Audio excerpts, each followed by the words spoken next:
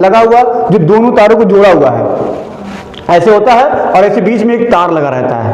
ठीक, अब जो ये तार लगा हुआ है ना इस कंडीशन पे ऐसे, ठीक, अब देखो टंगस्टन का तार है, ये कौन सा तार है, टंगस्टन का तार है। अब ये टंगस्टन तार इस तार को भी इस तार को क्या करेगा, जोड़ा हुआ है इससे। ठीक, और जब तक ये इन दोनों तारों के साथ जुड़ा रहता है तब तक वो बल्ब जलता है। ध्यान देना मेरी बात को। और जब इसमें से किसी एक से ये टूट कर ऐसे अलग हो जाए, ठीक, तो क्या हो गया, अब लोग कहते हैं बल्ब फ्यूज हो गया है। ध्यान देना मेरी बात को, लोग कहते हैं कि बल्ब फ्यूज हो गया। एक्चुअली बल्ब नहीं फ्यूज होता है, बल्ब का जो फ्यूजन था वो टूट गया है। क्या था, टूट गया है। जब फ्यूजन टूटेगा तो बल्ब कैसे जलेगा, क्योंकि लाइट सिर्फ एक ही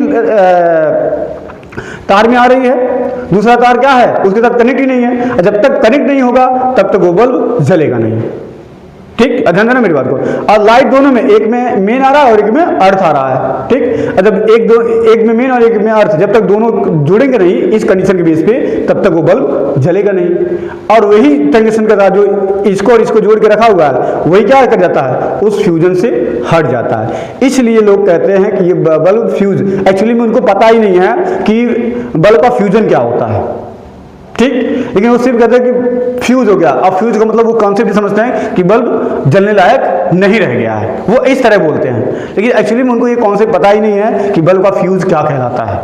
ठीक, बल्ब फ्यूज का मतलब क्या, कि जो उसका फ्यूजन था वो टूट गया है जिसकी वजह से बल्ब जलना बंद कर दिया गया। सेम कंडीशन है यहाँ पे। अब सोचो कि ये फ्यूजन